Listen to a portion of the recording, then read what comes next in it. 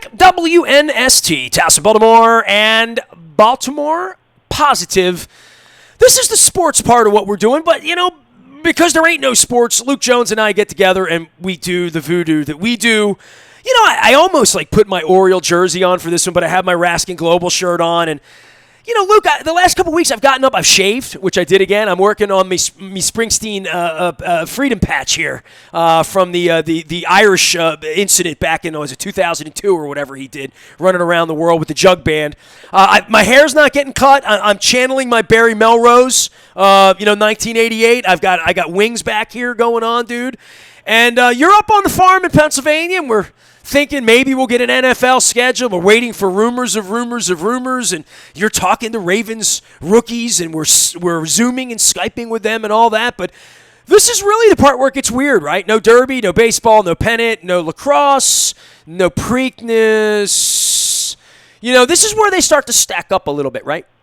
Oh, there's no question. I mean, golf and NASCAR, I think that's about all there is to look forward to in the near future. Yeah, I'll check out golf a little bit. NASCAR's never really been my thing. I'm doing 31 albums this month. At WNST.net. But it's been. Now that the NFL draft is over, we fall into this holding pattern now. I mean, the NFL schedule is supposed to come out this week. That's the latest. I think to me, it seems why not wait on a schedule release as long as you possibly can. I know it sounds great, but we don't know if there's going to be a 16-game schedule. We don't know if it's going to be 14. We don't know if it's going to be 12. We don't know if the season is going to start in October. We don't know if there's going to be a season at all. I mean, it's just we don't know. I don't want to live in the world of being overly pessimistic for something that is still 4 months away. But I'd rather be optimistic based on science, which is what I do around here all day. Sure. But even the science would tell you at this point there's just so much unknown, even from a which is what makes it dubious. Which is why I call my BS-ometer is ringing off the hook, and I'm holding Southwest flights to Houston and Indy next week when they release the schedule. But I don't know what the hell that means. And if that's them trying to be optimistic and trying to stir up, you and me holding flights of Southwest Airlines and figuring out which weekend we're going to go bother Mike Tomlin up in Pittsburgh, maybe. I don't know, dude. I'm supposed to be flying to see the Rolling Stones in 48 hours to California. That's been out of my calendar for 8 weeks. Why am I going to put more fiction in my calendar right now? That's kind of how I feel. Sure, and that's fair to feel that way. But I think, and Peter King wrote about this with his latest, not Monday Morning Quarterback anymore, but his Monday piece at NBC Sports, and he really spoke to some different sources around the league, and just spoke to needing to have an open mind, needing to be flexible, understanding that the idea of there being 70,000 people week one in each stadium around the league and just kicking off like it's going to be usual doesn't feel remotely realistic or possible at this point in time. But that doesn't mean there can't be a season. That doesn't mean that there won't be a season, but it really does become a case of flexibility, of being imaginative in how you carry this out. I mean, in the same way that we're having Zoom chats with our families right now in our everyday lives, in the same way that we're thinking of things differently from our normal routine. So the NFL and all of professional sports at this point, if and when they're going to resume, but when it's going to happen, how it's going to look, that's where I think there could be some fairly radical changes, some fairly radical formatting. I mean, we've already seen how many different versions of a plan for baseball to start its season. Now, again, that doesn't mean any of those are going to happen. That's just because they want to. They're listening with their wallet, not their head. I mean, literally, See, I'll disagree with you a little bit on that in the sense of they should be preparing. They should be thinking. They should be brainstorming because that's what you do. In the same way that we're all not just cowering on, in our beds every day, just saying, woe is me because I can't go anywhere. We're all trying to adapt. We're all trying to adjust. Now, that doesn't mean they should execute that plan before it makes sense to do that on a number of levels, with public health being the top priority. But I'm perfectly fine with decision makers in each of these sports brainstorming, because that's all it is right now. It's not as though they're making plans to the degree where they're committing their brainstorming. So I think the overall point that Peter King was making that I mentioned, and what we're seeing in these other sports where we're talking about potentially housing everyone in one location or limiting the number of locations, like we've talked about the Arizona-Florida spring training plan. The latest plan that kind of trickled out late last week was the idea of maybe having 3 regional leagues, 3 10-team leagues in Major League Baseball, and you'd only play those teams in your region, so you'd be able to cut down on some travel. Again, right now, as it stands in early May, there are still so many problems with even thinking about that coming to fruition, but I'm perfectly fine with brainstorming, with thinking of contingency plans, and I think, assuming we do get a schedule release this week for the NFL, which Monday morning Adam Schefter was saying it will be later this week, I think you're going to see, or you should see at the very least, some very clear structure in place there to adapt. In the same way that if you think back to the 2011 lockout year, that schedule had some built-in adjustments that could be made. I believe they kept the division games at the beginning and end of the year, and you could chop off the front end of the schedule and tag it on to the end of it, vice versa. So we're going to have to see that. And I think, even talking from an empty stadium standpoint, even talking from an empty arena standpoint, we're still in a place where it still feels like it's a very long way away, short of some substantial breakthroughs in the science and health realm that could then be applied within professional sports. But again, where does that priority fall? It's certainly not at the top of the list. I think even the biggest sports fan would have to acknowledge that. So I'm fine with the spitballing and the brainstorming, but again, takes me back to the beginning of our conversation where it just feels like everything's very much in a holding pattern right now. Teams and athletes are trying to prepare and stay in shape and get ready, but again, knowing when that, quote, ready date is going to be is anyone's guess right now. He is Luke Jones. He is Baltimore Luke. I am Nestor. I'm trying to entertain myself, and we're having all these university presidents on Baltimore Positive this week, as well as all of the mayor candidates as well. But the album challenge kind of came to me. And everybody, Alan McCallum hit me, and Munch Bishop hit me, and my old producer, Bernie McKinney, and I think Ray Bachman's on it, amongst others, who's doing the most successful Saturday night trivia in the world on the internet as well. But I went into the album thing, and I thought, well, why limit it to 10 albums? You know what? Why? It's May. There's no Preakness, there's no Derby, there's no baseball, there's no nothing. There's no concerts, there's no Pearl Jam, there's no Stones. I'm trying to think of all the things I would have been doing this month. M3 was last weekend. I saw Mike Collins and my friends down there cranking up Tesla. So I said, I'm going to do this album thing. I've been asked many, many times, like, what's the best concert you ever went to? What's the best album you ever heard? What's the best interview you've ever done? All those best of lists. When people were doing the music thing, I thought, I didn't do it in January, and then I didn't do it in February, and then the pandemic came in March, and then April got to me, and I said, you know what? Finally, Dave Geller got to me, and I said, I'm going to do it. So all month long, I am releasing albums. If you missed the first couple of releases of Boston and Engelbert Humperdinck, there's some Saturday Night Fever coming your way. I don't want to be a spoiler here, Luke, but there was a disco era. Some of us weren't born in the 80s. Some of us were there creating people in the 80s. So that's part of my legacy and all this. But music for me, so what are you doing, dude? Like, have you watched The Wire, or you're binge watching Breaking Bad, or anything? You're such a sports goober, right? Like in real life, like this sort of slowdown probably really gives you a chance to, I don't know, learn a new language or catch up on reading or watching The Last Stand. I don't know. What are you doing, man? Well, that's a good question. I think that's what everyone that's a sports fan is trying to figure that out a little bit. Look, we all have our everyday lives and our responsibilities in that regard.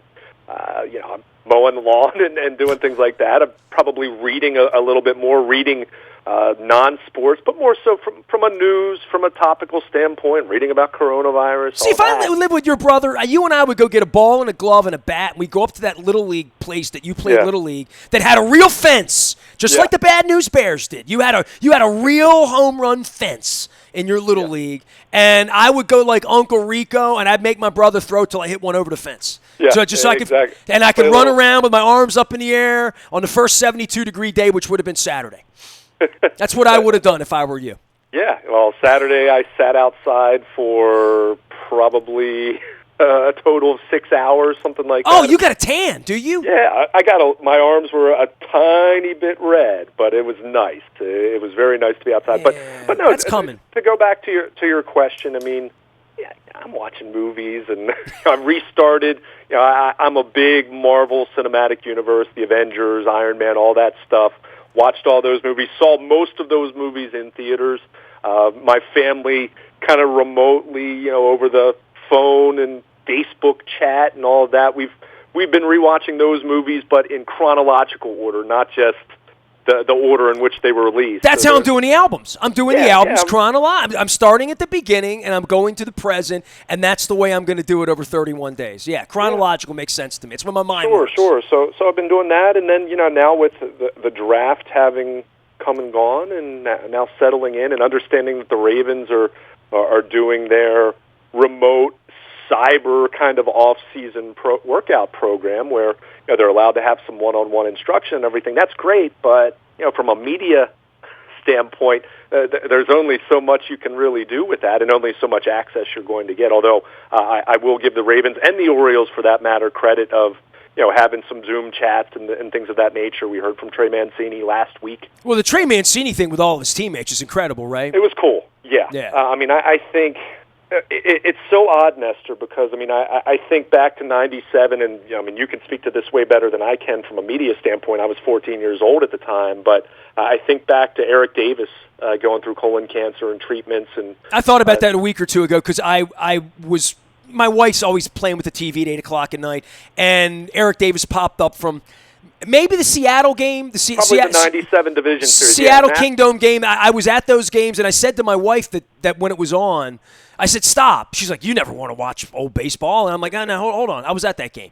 And it was the Randy Johnson game. It was like the 6th or 7th inning. And I watched 5 or 10 minutes of it. And Eric Davis hit a double into the gap. And, it scored a run. And I saw him at second base. And I thought, man, wow, that was cancer. That was 23 years ago. I said to her, I'm like, he was one of the first kind of people I knew who had cancer who, I watched him stand up at the podium and say, I have cancer. And then I watched him get sick and get thin. And then I watched him come back. And then 23 years later, he's still walking the earth, right? And shows up in World Series every now and again, giving an award or something like that, right? Exactly. And I think, to see what he went through and look, Trey Mancini's diagnosis and where he is with his, stage 3, although, still a very upbeat prognosis from everything that we can gather, but it's scary. And when you consider what he's going through in terms of undergoing treatment within the context of a pandemic and the limitations there and what's happened with elective medical procedures and how he has to go by himself and be very careful, it's something that's very... something like that always feels surreal when you're talking about someone who just turned 28 years old, is a all-star caliber kind of Major League Baseball player, and clearly by and large the best player the Orioles have right now, which I know is a really low bar. But Trey Mancini is a legitimate, really good Major League Baseball player, and to think that he's going through and one of the most likable guys too here. No question. Yeah, this. But for him to be going through that in and of itself, and then for that to be within the context of this pandemic and for baseball to be shuttered, for the sports world to be shuttered, so many parts of our everyday lives to be shuttered the way they are right now, it's very odd in that way. So it was good hearing from him last week, and it was cool to see the Zoom chat that so many Orioles teammates and coaches were on to lend their support. And I thought what was so heartwarming to me, what was so inspiring to me, that during his, he did his little article for the Players Tribune, and then he did a conference call where he was talking about being worried about other people out there. He was talking about other people out there who've been sick individually, who have had a loved one sick, who've lost their job, who are going through some real hardships right now. And he was talking about how he can't wait to be well again, to the point where he can really help other people. I mean, really just speaks to the kind of guy he is. And look, as a reporter interacting with a professional athlete, I'm always very careful to not try to proclaim to be, to know every part of a person. I think the Ray Rice thing was a very unfortunate lesson in that regard for so many people. But by every account, by people that have been touched by him in the community, by his teammates, his coaches. I mean, I know people, a couple people within his inner circle. You hear the same exact thing, how genuine this guy is, and just how wonderful of a human being he is. So, beyond the baseball part of it, I mean, that goes without saying, but just how many people are rooting for him, and for the attitude he has, for the outlook he has. I mean, you feel it's scary, but I think you feel confident, and you feel good vibes for him to recover and to be back out on the baseball field at some point, just probably not in 2020, regardless of whether the season resumes or not.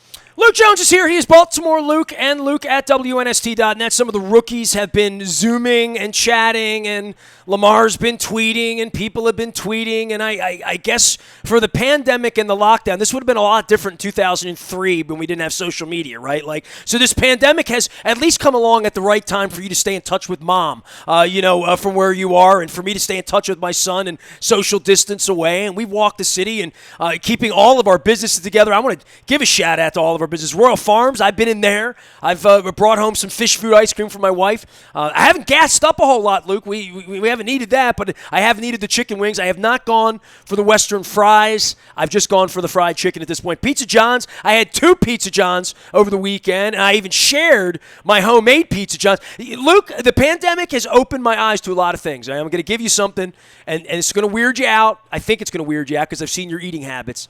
But I dressed a Pizza John's bake-at-home pizza on Sunday night, and I had some pepperoni. They put too many pepperonis on the pizza. I don't mean that disrespectfully, but I got a pepperoni and a cheese. There's no such thing as that. I took half the pepperoni off the pepperoni pizza and stored it for the other cheese pizza that I was to bake on Sunday. So I had the pepperoni. My wife likes broccoli and onions on her pizza, so she does her thing. That's cool. That's her half. And she took the pepperoni too. And I said, I'm rummaging through my refrigerator. We've eaten the whole first line of the COVID, stockpile. So we're like, our refrigerator's getting empty all of a sudden. And I look in the back, and my wife hates red peppers. And I have a whole jar of roasted red peppers that I bought just for pizza, just for this kind of occasion, So I'm like, all right, I'm going to do that. And then I looked, and she's like, you got any olives? And I'm like, all right, she likes olives on her pizza, green olives, with the little red manzanilla olives, not the Kalamata. We put those on salads, the purple ones, So I got the olives out for her, and I'm like, we have capers. I put capers, red pepper, and pepperoni on a Pizza John bake-at-home pizza. And I took like one bite of it, and I said to her, hold on. I have never had that combination on a slice. I'm 52 years old. I've never tried that before, right? So I'm experimenting in this kitchen right now with Pizza John's pizza, and I'm finding new ways during a pandemic to eat a Pizza John's pizza. So anybody who thinks that my mind's not open, or that you really should see my dietary habits during this thing, because I'm trying all sorts of stuff. My friend Mimi Brown, she's up in the buyatoyota.com audio vault as well, doing insurance. I got to get together with her. Mimi at insuringbmore.com. If you need some insurance, if you're Lord knows the pandemic has brought all that out as well. Liberty Pure, Luke, I've been reading about water and safety in Flint, Michigan, and where our water comes from. Doug Workman has been joining me a whole bunch from Liberty Pure. They're right up just north of our radio station, quite frankly, right outside of Phoenix and Jacksonville. You can find them at 1-800-253-2692 and A Clean Water. It's so clean. I'm gonna open it up. Yeah, that's good. Yeah, I got water on the set. And, of course, our friends at Planet Fitness. Teddy Savage joined us last week. from Planet Fitness, 7 p.m. every single night. They talk about work out. You can work in, Luke, and your brother too, and your sister and your mom and her husband, and who's not working out watching the 76ers or the Flyers. You know the best part about this pandemic is it cut short a Flyers run. The Flyers looked like they were going to win the Stanley Cup for 5 minutes, and the pandemic just wiped out the Flyers. So that just sounds so petty, but that's funny. Like, yeah, we miss that kind of talk, right? I mean, think about it. It's kind of, can you truly be mean to the Steelers? Steelers fans out there in the middle of a pandemic? Like, I mean, it's weird, right? I mean, it's just, but no, that's pretty funny there. All right, man. Are you done with me? Do we have anything else to add? I mean, the one when are you doing your albums? Do I need to challenge your ass right now? I'm not doing the albums. I already told you what I'm doing. No. Why are you not doing the albums? Have you been challenged yet? Because, I mean, to be totally honest. What if I challenged you? Look, I'm not you know me. I love music in my own way. All right, come on. Let's do it right now. Right now. 10 albums. Let's go. Pink Floyd, number 1. Go ahead. Come on, dude. I've walked through the Rock and Roll Hall of Fame with you, man. I know you like music. What did your dad listen to? Let's go. Pink Floyd. I mean, that's what it is. Well, that's why you're cool. Yeah. That's why I let you hang around. I was listening to Pink Floyd when I was 8 years old. Now, which one? Dark Side? What was your album? The Wall. Dark The Wall. Side, certainly. You got to remember, I was a kid. I was born in '83, so. So okay, 1991. Hold on, 1991. Randy Milligan's playing first base. You're obsessed with the Orioles. Hang on. It's 1991. Dad is ushering down at Memorial Stadium. He comes home and he says, "Luke, pick out an album for Dad to play." You go. Did Dad have albums, 8 tracks, or cassettes? What did he have? At that point, 91, he had CDs, right? I don't think we had a CD player at that point. Okay. I think we were probably still cassette tapes. Cassette tapes. So Dad had a cassette. So what was the cassette that you would have picked? I mean, I'd probably. First of all, I don't know if I had a choice. I think it would just be listening to what he wanted to listen to, which was cool. I was at 8 years old at that point. So. Did he have you singing, "We don't need no education"? I'll give you that one, and I'll give you a non-Pink Floyd one, the Traveling Wilburys. All right. Yeah, see? I mean, that's something. I mean, it's all right. Yeah. Yeah, see now we're getting somewhere. Man. Yeah, I mean, that was a fun. Was that the first album, the Traveling Wilburys? Yeah, they did two, right? That was fun. I mean, that was that's something. Supergroups, baby. Yeah. I need Getty and Alex to start a supergroup right now. Is what I need. No doubt, right? I mean, we hopefully we'll see some stuff like that. Especially just in a brainstorming capacity right now. Just one tour. Just give me one tour, man. Getty and Alex, find me the right drummer. Go out with the Foo Fighters. Like they love that stuff. The Foo Fighters and Alex and Getty. What do you think? I would pay to see that. Yes! There's no question about Let's get rid of this pandemic. Let's all start drinking our Oh, I'm sorry. That was last month. It's a different drug this month. Let's all see Phil Jackman's daughter out in L.A. for some real drugs. All right, Traveling Wilburys. I got Pink Floyd out of you. Am I going to get anything else or am I not? I mean, I'm working on it. I'm trying. I'm a Foo Fighter. Foo Fighters. I like the Foo Fighters. And, I mean, I have primarily a rock kind of taste, but I'll listen to anything. And come on, I've been at a Hootie and the Blowfish concert with you, right? I went to McCartney with you, right? Both, yeah. I mean, you were at Hootie at Hershey too, with your family. So I've been with your family twice at Hershey Stadium at concerts. I know you did Roger Waters a couple years ago. I've done Roger Waters twice. Yeah, that was 2007. Didn't you do something else with your family? Nah, with your parents, your mom. Didn't you do another concert with your mom and your brother and sister? I'm trying to think. Well, they all went to the Waters concert in 2000. No, it was your sister did Backstreet Boys, right? That's right. Okay. I saw the Rolling Stones with my father when I was probably 19. I want to say really? It was the 40 Licks tour. I saw them at FedEx Field. In fact, we had field seats. So they had the main stage at FedEx. I remember it was a nightmare getting in and out of that place. Big shock, right? But they had the main stage, and then they had like a walkway with like a smaller stage.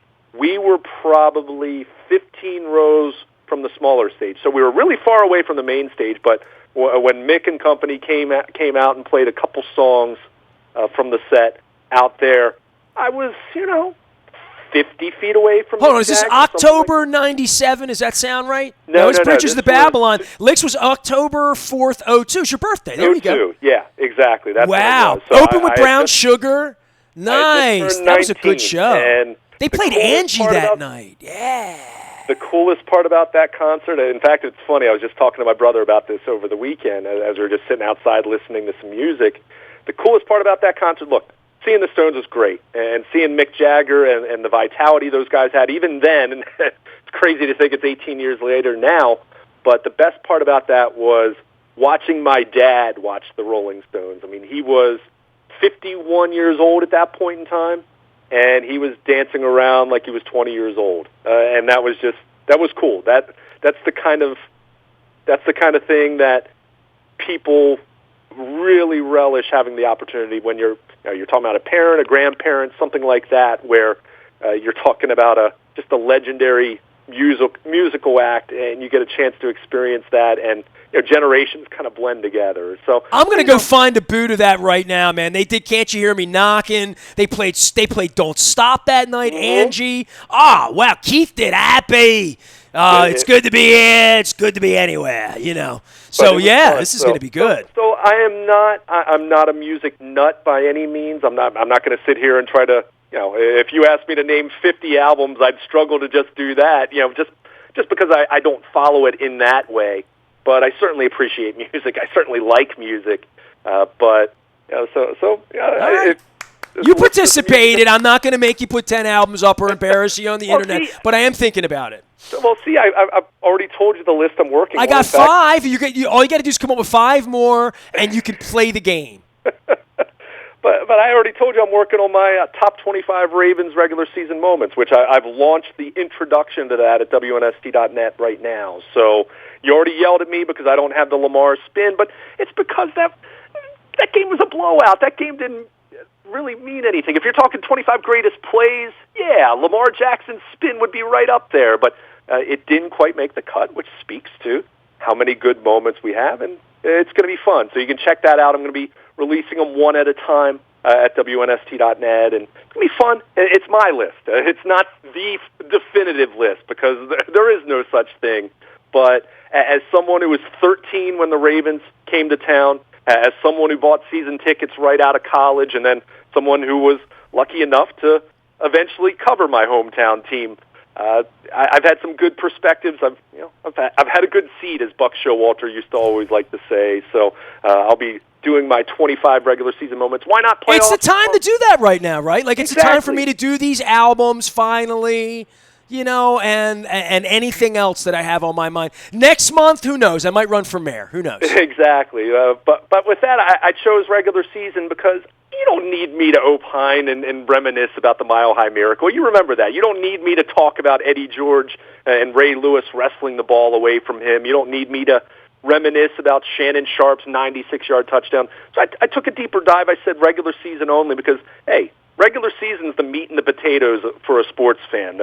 Playoffs are the dessert. You don't always have that, but the regular season, we're missing that right now, whether we're talking about NBA and NHL, which would be in the postseason right now, and certainly the night-to-night routine that the baseball season is. So I decided, let's go regular season, and we'll touch on a few moments that otherwise we wouldn't have talked about. If you and I did 4 hours a day, like just for a week, like old school radio, you and I met out at the station and sat from 6 a.m. till 10 a.m., I don't know what would come out of that. You know what I mean? If you and I just sat around Probably and did a lot of lists like we're talking about right now. Yeah. I mean, people would really get to know me, as all I could say. They would understand just what I can do with pesto. They would understand, a whole wheat rigatoni and a durum pasta around here. But that would just be the food and the rock and roll. Hey, man, I know it's only rock and roll, but I like it, Luke. So I'm going to be sharing rock and roll. You're going to be sharing Ravens seats from the front row in the regular season. And who knows? In June,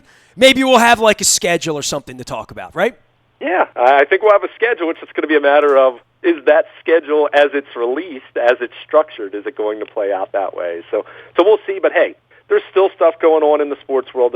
It's just not as frequent and not in the form that we'd like it to be. But hey, we're doing the best we can, and sports will return at some point. We know that. It's just going to be a matter of when, and That's the question we're asking across our everyday lives at this point. When are things going to get back to some semblance of normal? And we'll find out when that's going to be. And in the meantime, hope everyone stays healthy and well. Well, it's just like your dad singing down at FedEx in O2. You can't always get what you want, but you try sometimes. You just might find you get what you need. So there you go. It's May. There you go. A little rock and roll for Luke. My 31 albums, and we're early into it up there. We have mayor candidates coming this week. We have university presidents. Had the most unbelievable conversations, I should say, plural, with the university and college presidents last week, from Dr. Freeman Rabowski, Dr. Kim Schatzel up at Towson, Dr. David Wilson at Morgan State was unbelievable, Jay Perman. Make sure you're checking all that out in the buyatoyota.com audio vault, as well as at Baltimore Positive. I am Nestor. He is Luke. We do a little sports. We do a little rock and roll. We mix it up around here. We are WNST.net, AM 1570. Towson, Baltimore, keeping calm, staying local, mixing up rock and roll, football, and food, and staying Baltimore positive.